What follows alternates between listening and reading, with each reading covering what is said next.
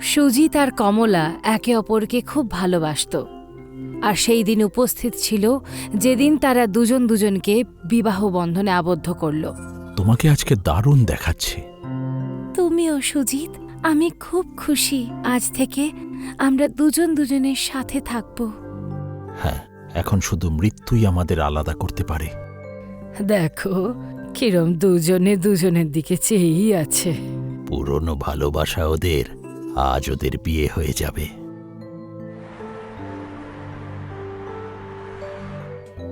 সুজিত কমলাকে নিয়ে নিজের বাড়িতে গেল। তুমি জানো এই প্রাসাদ আমার বাবার বাবার বাবা একজন রাজার থেকে কিনেছিলেন। এখন এটা আমাদেরই প্রাসাদ।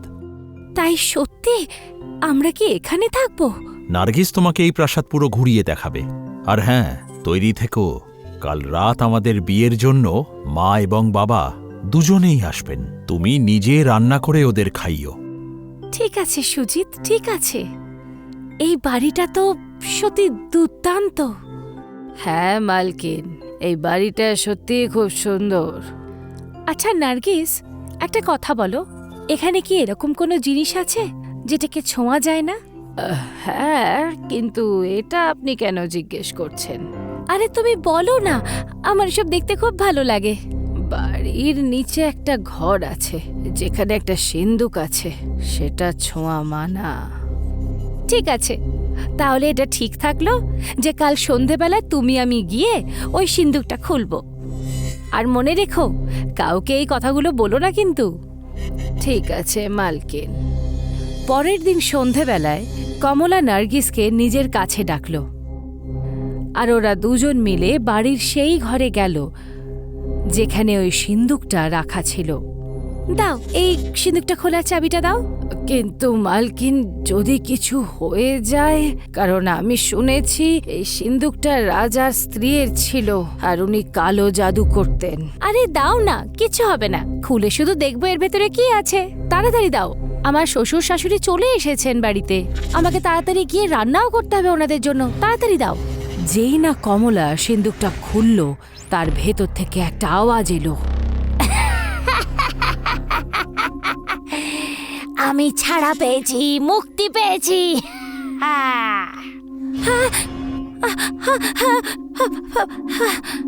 সেই ডাইনিটা কমলার শরীরের ভেতর প্রবেশ করে গেল। কমলা একই জায়গায় বসে রইল। মালকিন, চলুন, এখান থেকে আমাদের তাড়াতাড়ি চলে যেতে হবে।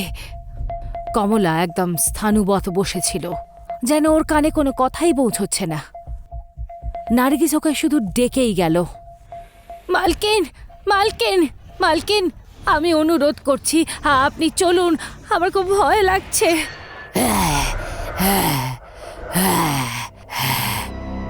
কমলা এখন একটা ডাইনি হয়ে গেল, আর অত্যন্ত ভয়ঙ্কর লাগছিল ওকে। নার্গিস কমলার এই রূপ দেখে চিৎকার করল।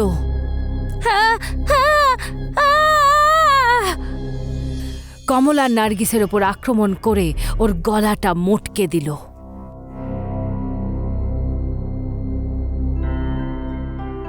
বাড়িতে কমলার শ্বশুর ও শাশুড়ি এসেছিলেন। বাবু, বৌমা কোথায়? বৌমাকে ডাকো বাবা, ভীষণ খিদে পেয়েছে। হ্যাঁ বাবা, এখনই ডাকছি। এই কমলাটা কোথায় গেল? ঠিক তখনই কমলা একটা ঘোমটা মাথায় দিয়ে হাতে করে খাবার নিয়ে চলে এলো। এসে গেছে কমলা, খাবার নিয়ে এসেছে। এসো মা, এসো, তোমারই অপেক্ষা করছিলাম। কমলা খাবারের থালাটা শাশুড়ির সামনে রাখল।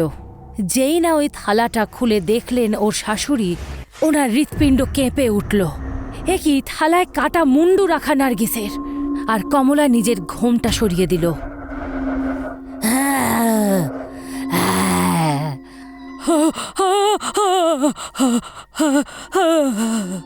কমলা, এ তোমার কি হলো?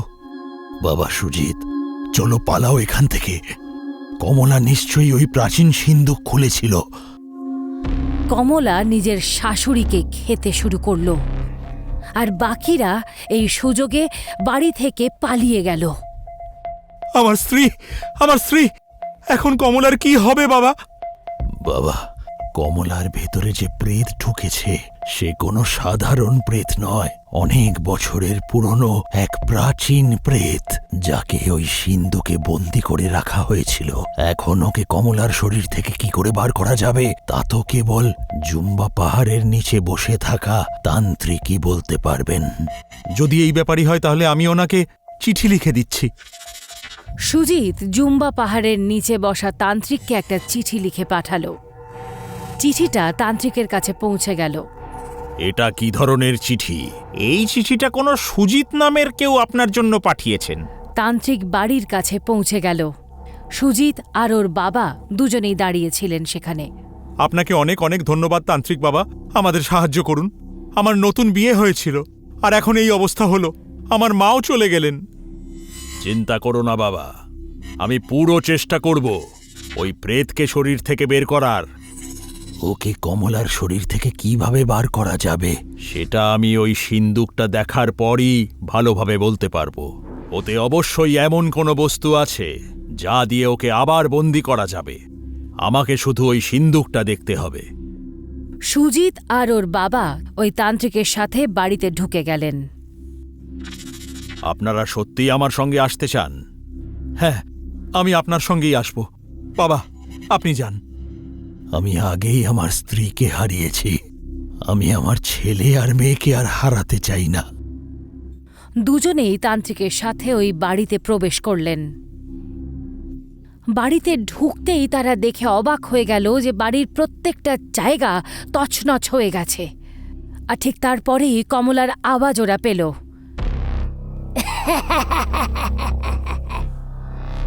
একে বাঁচাতে এসেছ? বাঁচাতে পারবে না তান্ত্রিক।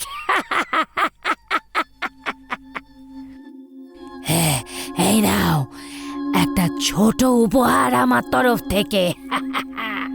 কমলা নিজের শাশুড়ির কাটা মুন্ডু ছুঁড়ে তান্ত্রিকের পায়ের কাছে ফেলল। নিজেকে শান্ত করো বাবা, নিজেকে শক্ত করো। আজ ওর খেলা আমি এখানেই শেষ করে দেব। আমাকে ওই সিন্দুকের কাছে যেতে হবে। সুজিত, তুমি কি আমাকে ওই সিন্দুকের কাছে নিয়ে যেতে পারবে? হ্যাঁ, আমি পারব। প্রাসাদের নিচে যে কুঠুরি আছে সেখানেই ওই সিন্দুকটা আছে। ঠিক আছে, সিন্দুকের কাছে যাওয়া যাক। সুজিত তান্ত্রিককে নিচে যাওয়ার রাস্তা বলছিল, আর তিনজনে একসাথে বাড়ির সেই নিচের ঘরে যেতে শুরু করল। হঠাৎ মাঝ রাস্তায় কমলা চলে এসেছিল।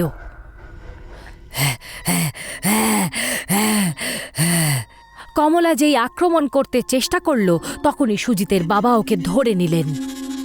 আপনারা যান, আমি ওকে আটকে রাখছি। যতক্ষণ পারি আটকে রাখবো। যাও সুজিত, তান্ত্রিক বাবাকে নিয়ে যাও। বাবা, না! বাবা সুজিত, তাড়াতাড়ি চলো, এখান থেকে চলো। আমাদের ওই সিন্ধুক অবধি যেতেই হবে। সুজিতের বাবা কমলাকে আটকে রইলেন। না, তোমাকে আমি এখান থেকে যেতে দেব না।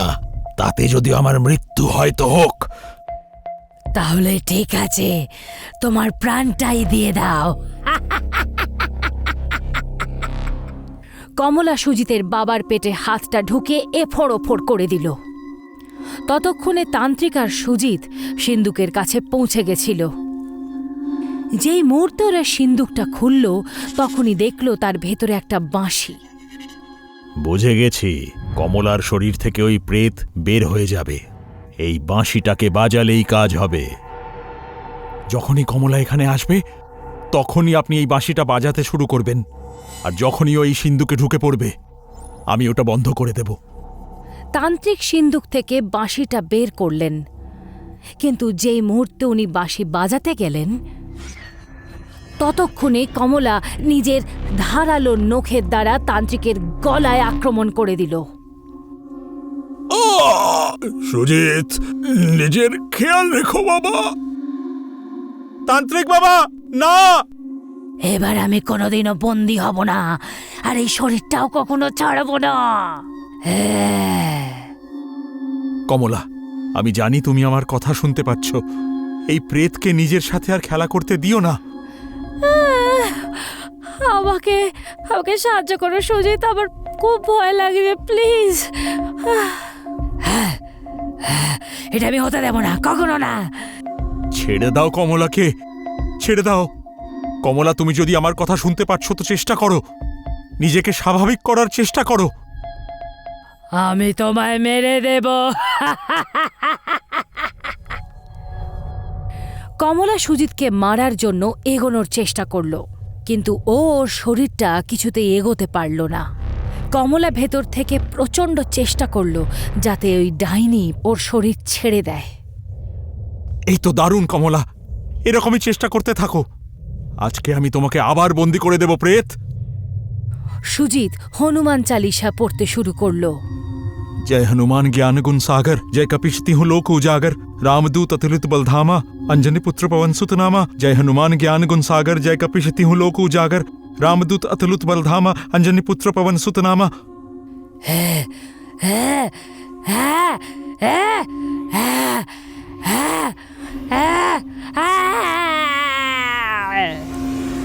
এই চিৎকারের পরে ওই ডাকিনী কমলার শরীর থেকে বেরিয়ে এসে সিন্দুকের মধ্যে বন্দী হয়ে গেল।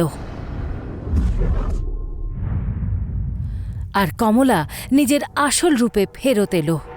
সুজিত, আমায় ক্ষমা করে দাও, আমার দ্বারা অনেক বড় ভুল হয়ে গেছে। কমলা, তুমি ঠিক আছো তো?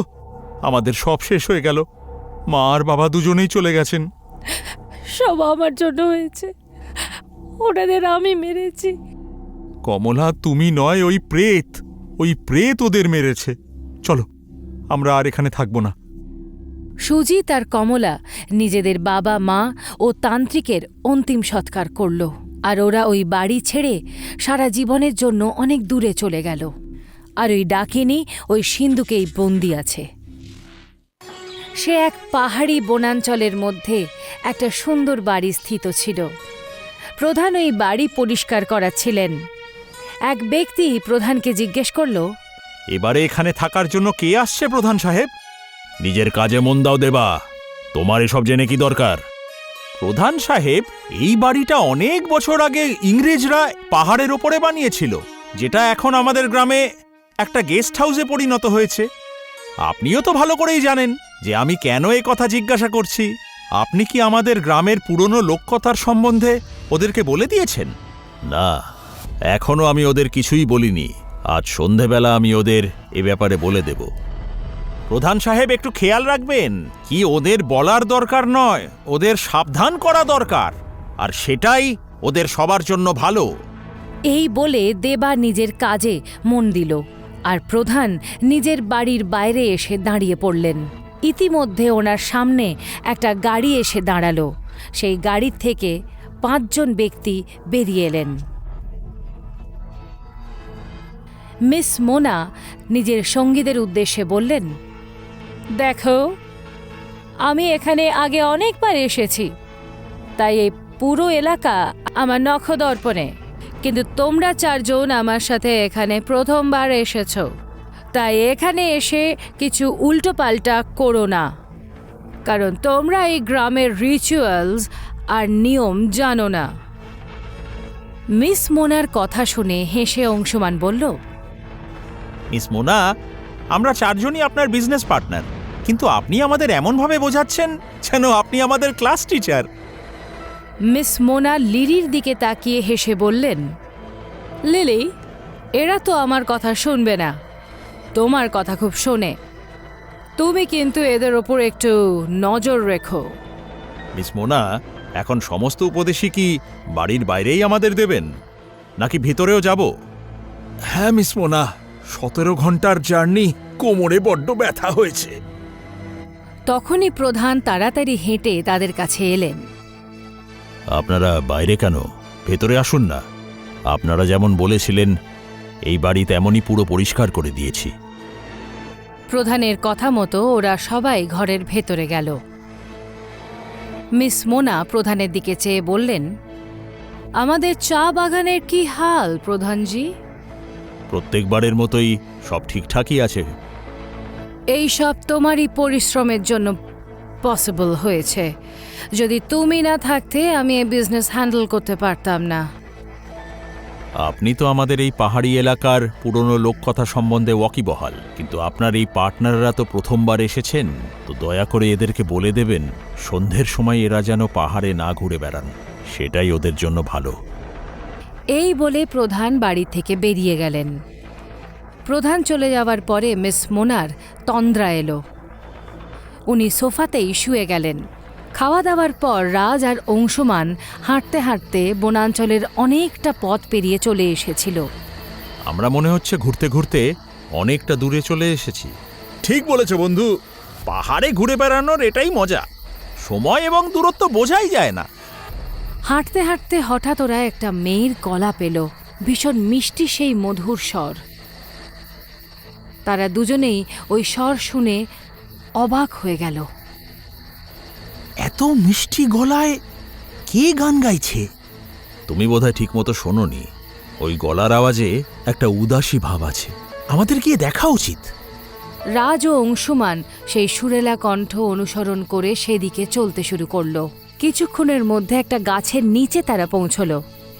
ওখানে দাঁড়িয়েছিল 14 বছর বয়সী একটি সুন্দর ফুটফুটে গ্রামের মেয়ে।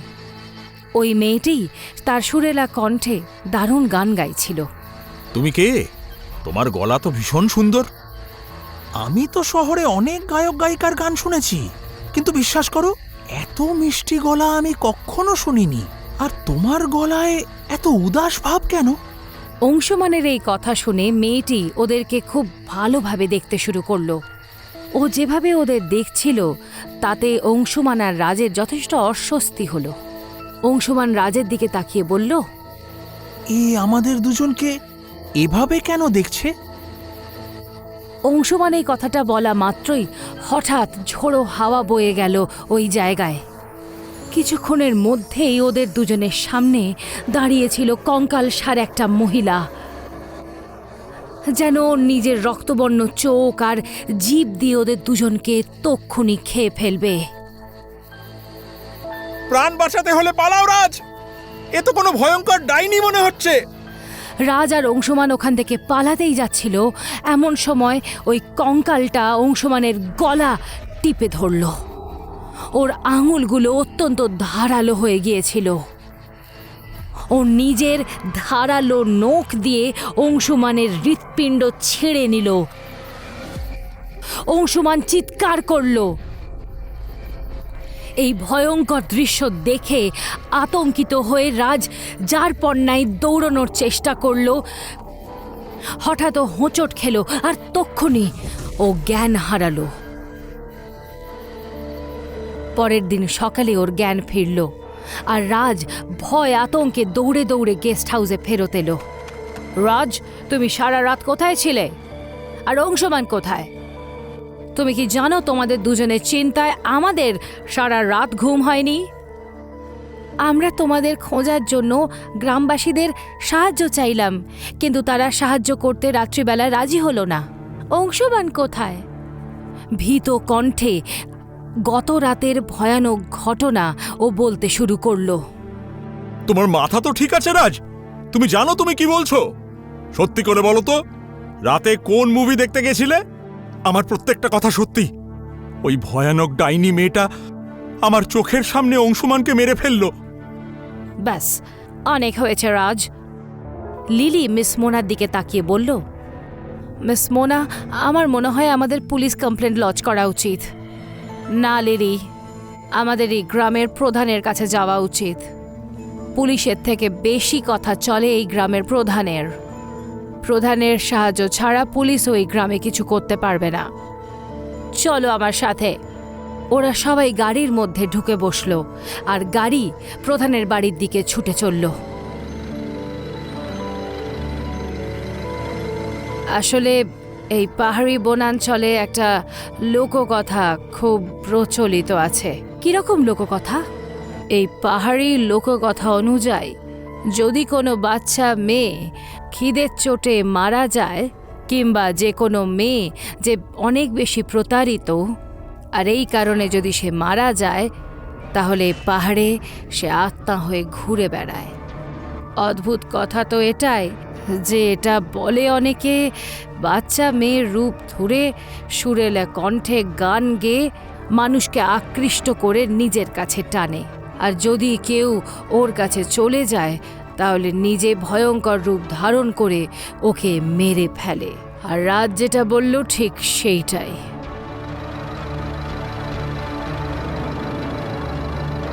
ওনারা প্রধানের বাড়ির বাইরে দাঁড়িয়েছিলেন। আপনাদের সবার মুখে এত চিন্তার ছাপ কেন? সবকিছু ঠিকঠাক আছে তো? ঠিক তখনই দেবা দৌড়ে প্রধানের বাড়ির কাছে এলো আর ঘাবড়ে গিয়ে প্রধানের দিকে তাকিয়ে বলল, প্রধান সাহেব, আমাদের গ্রামের কিছু লোকজন জঙ্গলের মধ্যে ভয়ানক অবস্থায় একটি লাশ দেখতে পেয়েছে। লাশের অবস্থা দেখে মনে হচ্ছে আচেরি ওর মৃত্যুর জন্য দায়ী। দেবার এই কথা শুনে প্রধানের চোখে মুখে ভয়ের স্পষ্ট ছাপ ফুটে উঠল, আর অত্যন্ত ভীত চোখে মিস মোনার দিকে প্রধান তাকালেন।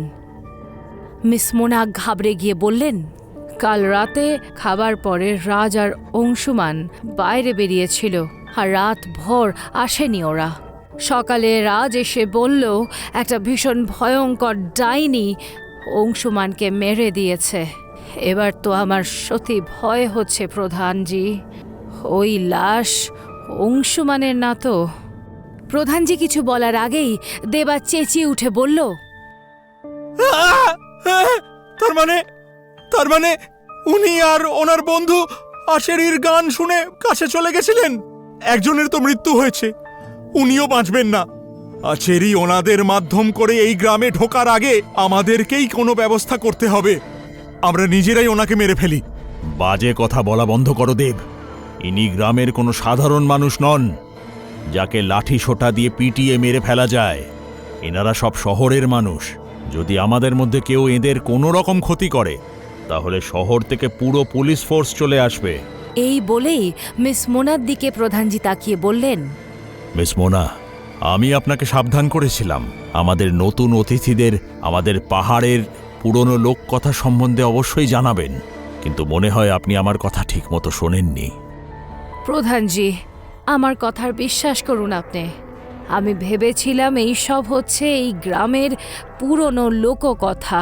তোমরা শহরের লোকেরা এসব কথার গুরুত্বই বোঝো না, আর বোকার মতো অযথা নিজের মৃত্যুকেই ডেকে আনো। আচেরি খুবই ভয়ানক একটা আত্মা। ওর নজর যদি কোনো মানুষের ওপরে পড়ে তো ও তাকে জীবিত থাকতে দেয় না। আমার মনে হয় আমাদের ওই লাশটা দেখতে যাওয়া উচিত। অন্তত জানা তো যাবে কি ওই লাশটা অংশুমানের নাকি অন্য কারোর। চলো আমার সঙ্গে।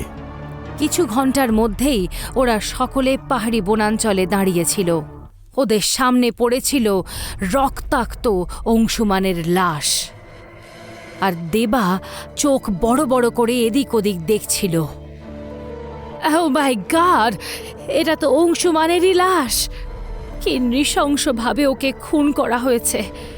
এবার আমি ওর পরিবারকে কী জবাব দেব? মিস মোনা এই কথা বলেছেই মাত্র সেই মুহূর্তেই দেবার চিৎকার ওদের কানে এলো। তোমরা সবাই এদিকে এসো।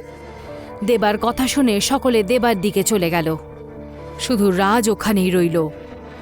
ওরা গিয়ে দেখল একটা গাছের ওপর রাজের মুন্ডু ঝুলছে, আর ওর শরীরটা নিচে পড়ে আছে অত্যন্ত খারাপ অবস্থায়। এই ভয়ানক দৃশ্য দেখে ওরা সকলে ভীত সন্ত্রস্ত হলো। ও মাই গড, তার মানে কাল রাতে রাজও মারা গেছে। যদি রাজ মারা গিয়ে থাকে তাহলে আমাদের সাথে যে আছে সে কে? ও আর কেউ না, ওটা আচেরি, যে আমাদের ছলনা করে এখানে নিয়ে এসেছে। আমাদের মধ্যে আর কেউ এখন বাঁচবে না। আর রাজ তৎক্ষণাৎ ওদের সামনে এসে দাঁড়িয়ে গেল। হঠাৎ রাজের চেহারা কঙ্কালসার একটা মহিলায় পরিবর্তিত হলো, যার শুধু রক্তবর্ণ চোখ, জিভ আর কঙ্কাল দেখা গেল। সে লাল টকটকে চোখ দিয়ে যখন মিস মোনার দিকে কঙ্কাল তাকালো, মিস মোনার সারা শরীর ফেটে গেল। এসব কি হচ্ছে আমাদের সাথে? এসব নিয়ে কথা বলার এখন সময় নয়, বরঞ্চ নিজের প্রাণ বাঁচাও। পালাও এখান থেকে লিলি। লিলি আর ভিকি তারা প্রাণপণে নিজেদের প্রাণ বাঁচানোর জন্য ছুটে পালালো। হঠাৎ ভিকি শুনতে পেল লিলি চিৎকার করছে। ভিকি যেই পেছন দিকে তাকালো তখন দেখলো লিলি ওর পেছনে নেই। লিলি, কি হলো তোমার? কোথায় গেলে তুমি? আমার কথার জবাব দাও। ঠিক তখনই লিলি চিৎকার শুনল ভিকি। আমি তোমার পেছনেই আছি ভিকি, তুমি দৌড়চ্ছ কেন? যেই ও পেছন দিকে তাকালো, ও দেখলো লিলি ওর দিকে তাকিয়ে রহস্যময় একটা হাসি দিচ্ছে। তুমি হঠাৎ করে হাসতে কেন শুরু করলে? আমাদের রাস্তার 3টে কাঁটাই চলে গেছে, তাহলে হাসবো না তো কি করব? ভাবো ভিকি, আমরা 5 জন বিজনেস পার্টনার্স ছিলাম, যার মধ্যে 3 জন মারাই গেছে। এবার সব সম্পত্তি শুধু তোমার আর আমার। আমরা দুজন সারা জীবন দারুণ আনন্দে কাটাবো। এ তুমি কি বলছো? এরকম তুমি ভাবতে পারো কি করে? ভিকি এটা বলা মাত্রই ওর কানে এলো দেবার কণ্ঠস্বর। ওটা লিলি নয়, ওটা অন্য কেউ। যদি আমার কথা বিশ্বাস না হয় তাহলে একটু ওপরের দিকে তাকাও। দেবার কথা শুনে যেই ভিকি ওপরে দেখল, ও দেখতে পেল লিলি একটা গাছের থেকে ঝুলছে। লিলির বুকের এফোড় ওফোড় হয়ে গেছে একটা গাছের ডাল। ভিকি নিজের আতঙ্কিত চোখে নিজের সামনে দাঁড়ানো লিলিকে দেখল। হঠাৎ লিলির চেহারা একটা ভয়ানক কঙ্কালে পরিবর্তিত হলো। ও নিজের ধারালো নখ দিয়ে ভিকির বুকের ভেতর হাত ঢোকালো, আর ভিকি জোরে চিৎকার করল। প্রধান দেবার দিকে তাকিয়ে বললেন, আমরা দুজনেই রক্ষা কবচ পরে আছি, হয়তো সেই জন্যই আচেরি আমাদের উপর কোনো হামলা করছে না। কিন্তু এখন যদি রাত হয়ে যায় তখন ওর শক্তি দ্বিগুণ হয়ে যাবে। চলো আমরা এখান থেকে পালাই। আপনি ঠিক বলছেন প্রধান সাহেব। দেবা আর মুখিয়া দৌড়ে পালিয়ে নিজেদের গ্রামের দিকে চলে এলো। পরের দিন সকালে ওই 4 জনের মৃতদেহ খুব খারাপ অবস্থায় পাওয়া গেল।